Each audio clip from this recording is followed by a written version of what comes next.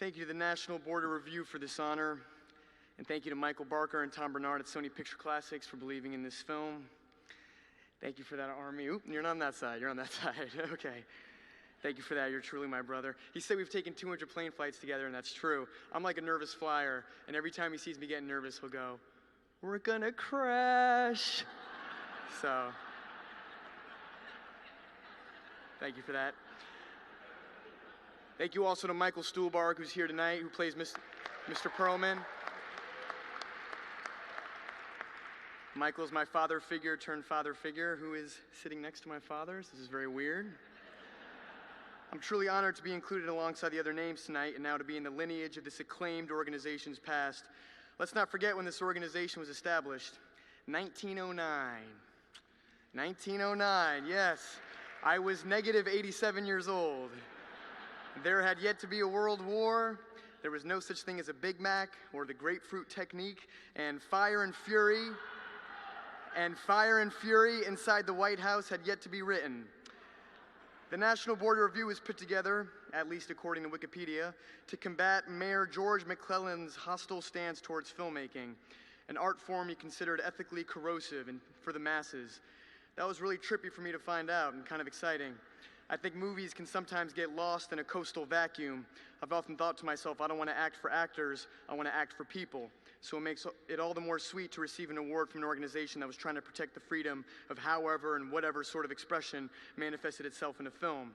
I was at the New York Critics Circle last week. I got to tell a story about seeing The Dark Knight for the first time, how that really made me want to act. It was really a transformative experience for me. I didn't know anything about acting, but I knew I wanted to play something or someone like Heath Ledger's Joker. When I got to LaGuardia High School, which is here in New York, LaGuardia crowd, okay. We studied Sanford Meisner's technique our freshman year. In case you were wondering, Mr. Meisner was born 2 years before the formation of the National Board of Review in Brooklyn. A favorite exercise of my professors was the repetition exercise, one where you start with an anonymous enough phrase and you see what emotional state it leads you to by way of repetition. And it's kind of an amazing thing to watch. Two kids will be saying tomato to each other, and before you know it, everybody's crying about their dad. It's true. My dad's here tonight. I love you, Dad. I don't have any weird shit with you, I promise. Okay. But seriously, this exercise helped tremendously. Where there was artifice and active performance, there was now simply reaction.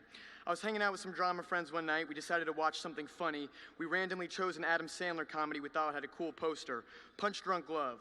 It was clear from the first long, wide shot of Mr. Sandler at a desk where he's in a deep argument about coupons, this was not a cheesy Adam Sandler comedy. I sat there watching and watching and watching, and then something happened. It clicked. I was inside the world of an introvert the way I'd only been reading books, like The Perks of Being a Wallflower or something like Crime and Punishment. And Adam Sandler clued me into a world I had never been, and then it was over. My buddies and I researched the film as soon as it was over. The writer-director was Paul Thomas Anderson. That's a cool name, I thought. That's a cool name. You know, it could be a rapper or something, you know? So I went home and I watched the only other available movie of his on Netflix because I'm a millennial, The Master. Wait, I take that back. That's like the worst thing to say to the National Board of Review. I went to the public library and I rented The Master. And in watching that film, it was the only other time I had the visceral reaction I did watching The Dark Knight some 6 years earlier. About 40 minutes into the film, there's a processing scene, an interrogation of sorts. Philip Seymour Hoffman's character says to Joaquin Phoenix that he must answer everything he asks of him honestly and without blinking. I was floored. The scene mirrors the Meisner technique in many ways, except instead of fumbling through the exercise myself or watching two classmates stumble through it, the scene contained two masters at work, open, vulnerable, and in Mr. Phoenix's case, physically self-loathing. To this day, I don't know a scene that feels so intensely honest and simultaneously an ode to the Meisner technique. The scene was somehow messy and the most direct piece of acting I've ever seen. I don't know why I'm bringing this up. You know, I guess there's something nice about getting to hear your own voice shouting out your hero in front of your hero, because I know he's somewhere here tonight. I think he's somewhere here tonight.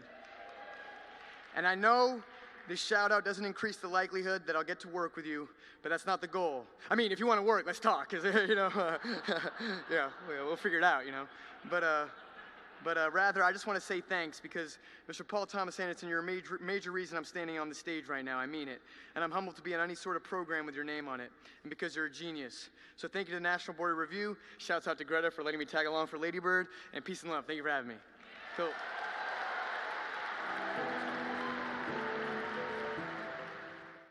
Performance. It's like Adam Sandler. It's like he watched Punch Drunk Love and was like, I'm gonna do exactly that again, except the exact opposite. And Josh and Benny and Ronnie created a tornado of stress, swag, fucked up intrigue, and unapologetic, raw, truthful filmmaking. These are movies people my age can actually not get bored as fuck watching. Let me end on this anecdote, and I apologize for personalizing it. About a month ago, I texted the guy I look up to the most in this business. I invited him to premiere. He said he couldn't come, but he invited me to dinner with Martin Scorsese that would be happening 30 minutes later that night. I was literally on the toilet when I got that text, so I did a quick Google Maps check. I was uptown within 30 minutes. I hope not to embarrass you if you're here tonight, but at the dinner I was shocked by Mr. Scorsese's self-deprecation, his razor-sharp wit, and his good humor.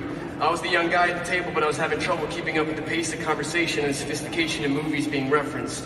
I made a joke about how if The Irishman was successful, I'd never work again, because from now on I'd be auditioning against James Dean, Marlon Brando, and Charlie Chaplin. He very calmly and humbly said it was now time for a new generation of filmmakers to take over. And he pointed out, for example, the Safdie brothers, who I didn't know in that moment, and it's unsurprising, he actually executive produced Uncut Gems. The comparisons are obvious. They're both truly New York filmmakers in their blood. They both explore the psyche of devilish and morally ambiguous protagonists. In many ways, Adam Sandler's Howard Ratner parallels Ray Liotta's strung-out Henry Hill in Goodfellas. This is high praise. I know it. Who am I to dole it out? And yet, this is no longer the golden age of cinema. It's no one's fault, except maybe Ronald Reagan. No, just kidding. Okay. It seems every expression of art has its great moment in time. And yet, this is why we need the Safdie brothers right now. This is why we need Barry Jenkins and Greta Gerwig and Matty Diop and Ari Aster and Lulu Wang to reignite the golden age party that is definitively over. The world is on fire as we speak. But to make the art that is truthful to the times and true mirror of our times, and in the Safdie's case, really unapologetic too. And maybe it won't be as big a party, but it'll be unique as fuck. So here are Josh and Benny and Ronnie to accept the award for Best Original Screenplay.